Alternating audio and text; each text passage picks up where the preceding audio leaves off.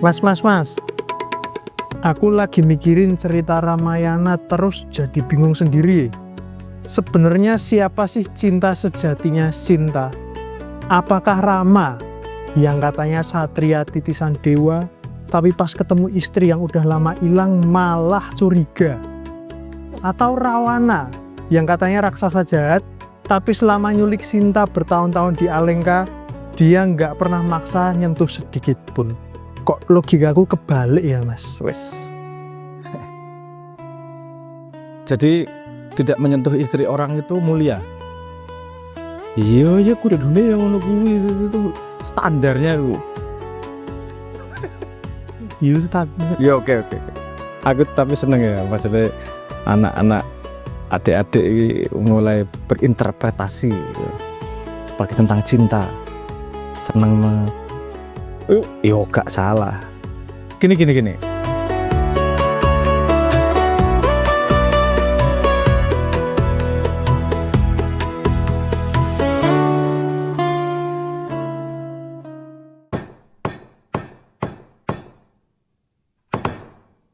Ini kasus klasik bagaimana kita melihat sesuatu dari satu perspektif.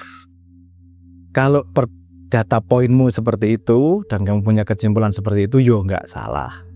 Tapi kemudian alangkah baiknya kemudian kita backtrack. Emang bener ceritanya kayak gitu? Apakah Rama yang dipercaya sebagai titisan Wisnu itu sebodoh itu? Apakah bener Rahwana? Pertanyaannya gitulah. Yuk lebarkan sedikit yuk. Saya nggak bela Rama, nggak bela Rahwana ya. Karena kalau yang kita baca populer sebagai Ramayana itu cerita dari kerajaannya si Rama. Makanya hero-nya Rama, penjahatnya ya Rahwana. Coba dilihat dari sisi lain. Misalnya kejadian yang sama tapi ditulis oleh pihak yang berbeda. Rahwan Kasyam.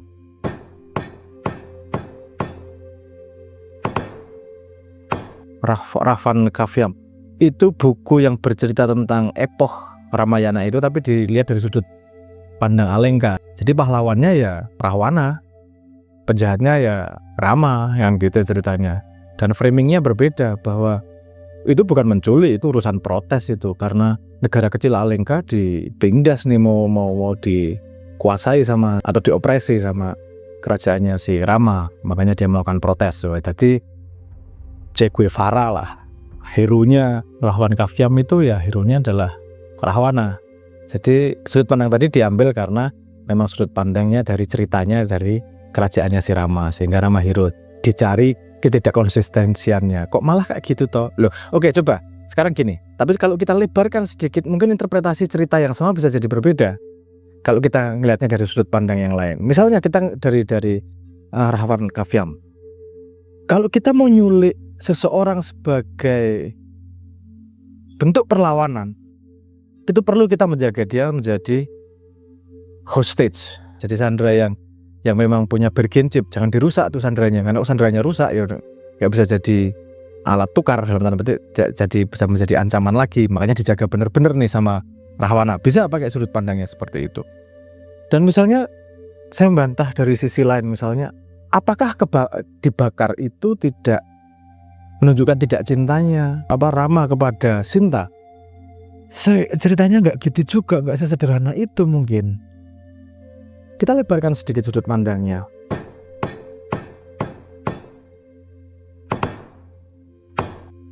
Rama sendiri punya peran yang berbeda. Dia karma yang berbeda, karma sebagai suami, karma sebagai raja. Dua-duanya juga suami. Gini, karena kalau karma suami kepada istrinya Sinta minta dibakar, sudut pandangmu bener nih, kemudian kok nggak percaya nih? Tadi lagi sudut pandangnya, ini bukan urusan dia nggak percaya, dia juga berat mau membakar istrinya. Tapi karena karma raja, dia perlu menjaga kesucian istrinya, tidak di depan matanya, tapi di depan istrinya yang istri raja yang namanya rakyat. Nah, jadi tetap bisa dihormati, tetap bisa dianggap sebagai permaisuri yang dicintai oleh rakyat, harus dibuktikan kesuciannya. Ini bukan urusan Rama tidak percaya, tapi urusan menjaga persatuan bangsa untuk punya untuk punya patron yang bisa dipercaya, tetap suci kan gitu. Ini menunjukkan dari sudut pandang itu kita dapat pelajaran bahwa nggak mudah jadi raja itu, nggak mudah jadi pemimpin itu, karena urusannya bukan aku senang atau nggak senang, tapi apa yang terbaik buat bangsaku, apa yang terbaik buat negaraku. Bahkan sampai bakar istrinya pun dilakukan demi karmanya yang lebih besar, karma yang tanggung jawabnya lebih besar, karma rajanya itu tadi. Bila dilihat dari sudut pandang itu, ada juga teori lain yang mengatakan bahwa sebenarnya yang diambil itu bukan Sinta, itu Maya Sinta, Dewi Agni mengubah Sinta menjadi Dewi Sinta, dan prosesi pembakaran itu sebenarnya cuma mengembalikan Maya Sinta menjadi Sinta. Ya, ada yang ngomong gitu juga. Jadi interpretasinya macam-macam.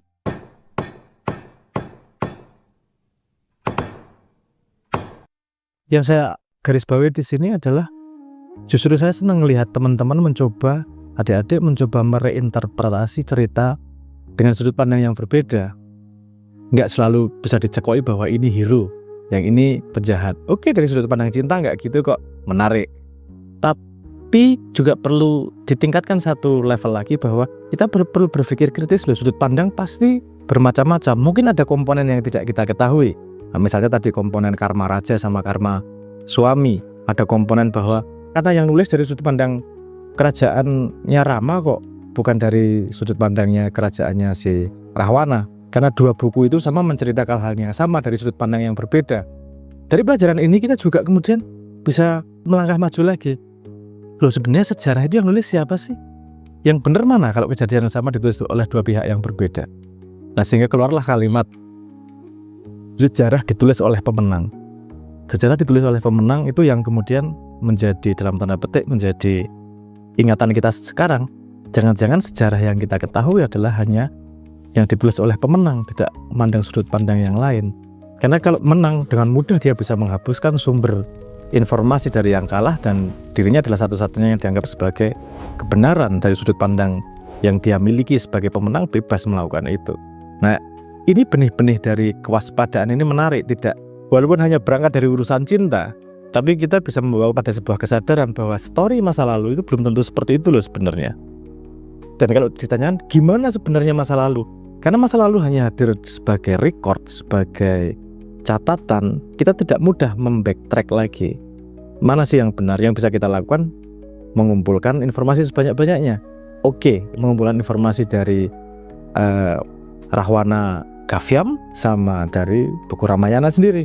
Oke, kita lihat garis merahnya. Oh, sebenarnya mereka bercerita dari sudut pandang yang berbeda. Ada konflik seperti ini, kita belajar jadi kita ngelihatnya dari langit, nggak ngelihat dari pihak. Kemudian kan gitu. Kita ngelihat dari semua kejadian yang ada. Itu pentingnya membaca, itu pentingnya ngumpulin informasi dari banyak sumber. Bukan untuk percaya mana yang benar, mana yang salah. Karena kepercayaan kita tidak mengubah kebenaran. Kepercayaan kita hanya berguna buat kita untuk percaya, tapi tidak membantu kita untuk menemukan mana yang lebih akurat, mana yang lebih benar. Satu-satunya cara untuk nge-track masa lalu adalah mengumpulkan informasi sebanyak-banyaknya. Kalau di Islam itu sebenarnya analoginya sudah jelas itu, bahwa untuk mensucikan diri, kalau airnya ada jatuh dari langit langsung bisa mensucikan diri. Tapi kalau airnya kotor ya dikumpulin banyak airnya sampai banyak kolah, najis misalnya, air yang mengandung najis, tapi kalau dikumpulin kolahnya sangat banyak, kita bisa mendapatkan air jernihnya. Bukan semua airnya jernih, tapi ada permukaan airnya yang bisa kita ambil jernih. Mungkin dari 100 liter yang jernih mungkin 1 liter, 2 liter. Nah, tapi itu memang bagian dari belajar. Kita mengumpulkan informasi sebanyak-banyaknya untuk tahu yang ke belakang. Tapi untuk kedepannya gimana kemudian? Kan gitu. Apakah akan terus seperti ini? Sejarah ditulis oleh para pemenangnya. Ada teori baru sebenarnya. Dengan teknologi kita bisa mengubah itu kalau mau. Sekarang halangannya bukanlah teknologi, halangannya sekarang adalah niat manusianya. Dulu kenapa sejarah ditulis oleh pemenang? Karena menulis itu tidak mudah dan tidak murah. Nggak ada pabrik kertas, nggak ada pabrik lontar, nggak ada pabrik papirus misalnya. Artinya itu harganya masih sangat mahal. Sekarang media menulis sangat banyak. Pertanyaannya kemudian adalah, maukah kita menulis sejarah kita sendiri sehingga generasi berikutnya akan melihat dari kolam air yang jauh lebih banyak untuk bisa menemukan kebenaran yang kita alami sekarang ini.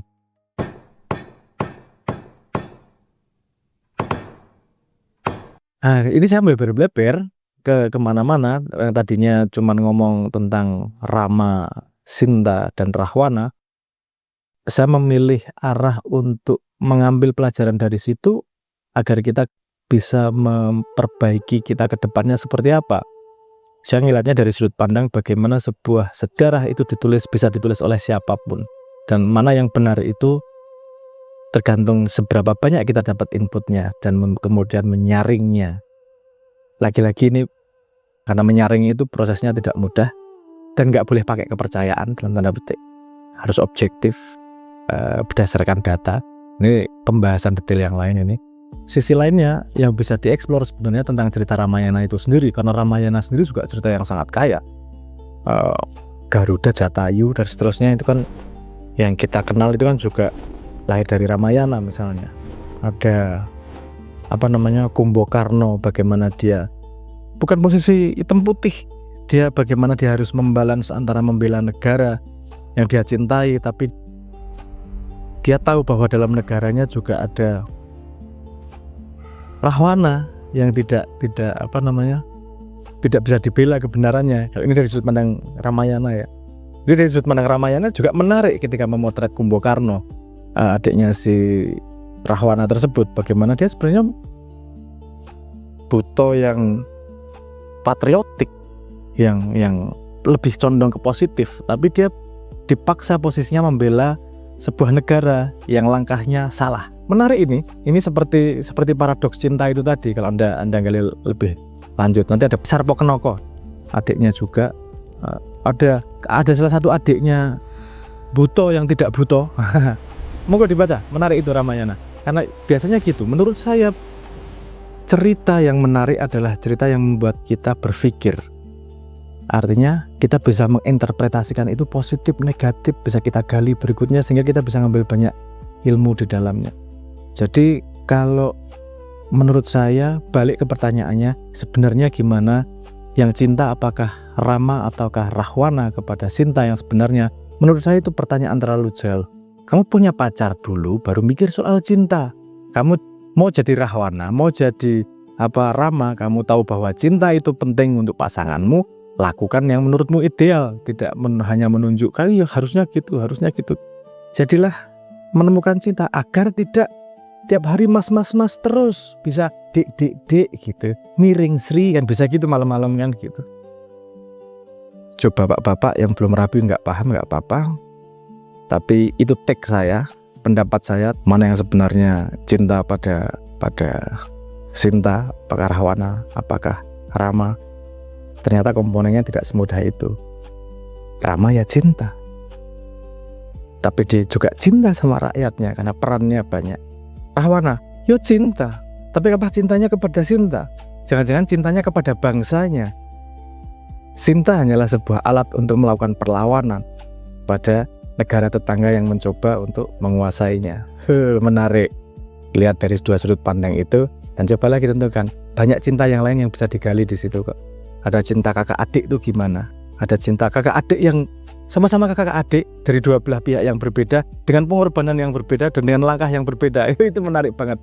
Banyak dimensi cinta. Belajar dari buku sejarah. Monggo. Nanti jangan lupa baca juga bukunya agar kamu lebih punya banyak perpustakaan untuk merayu calon istrimu. Dek, walaupun mukaku seperti Rahwana, cintaku dan seterusnya. Enggak, Noel sebenarnya ganteng kok, seperti Sugriwo. Terima kasih. Kata ibunya. Orangnya guyon El. Sugriwo iki setengah munyo El. Aku harus ngerti. Sugriwo, Subali dan seterusnya. Siap. Temen Mas. Guyon. Sugriwo munyo sing mimpin kuwi pasukan Wanara. Lu tak omongke malan mau. Apa?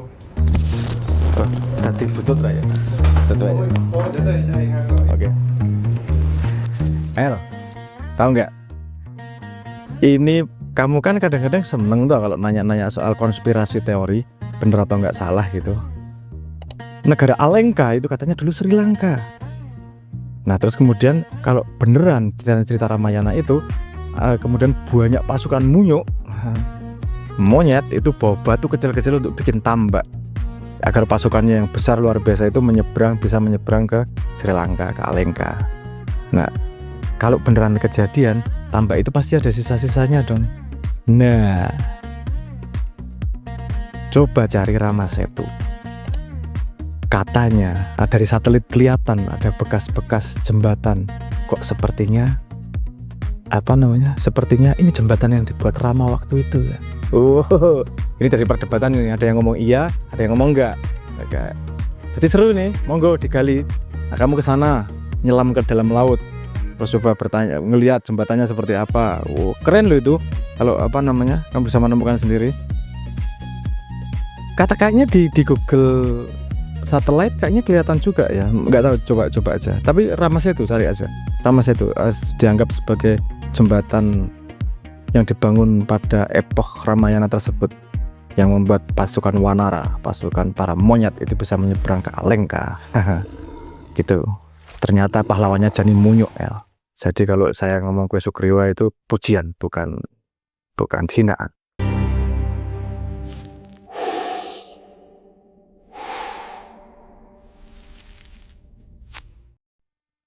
Terima kasih.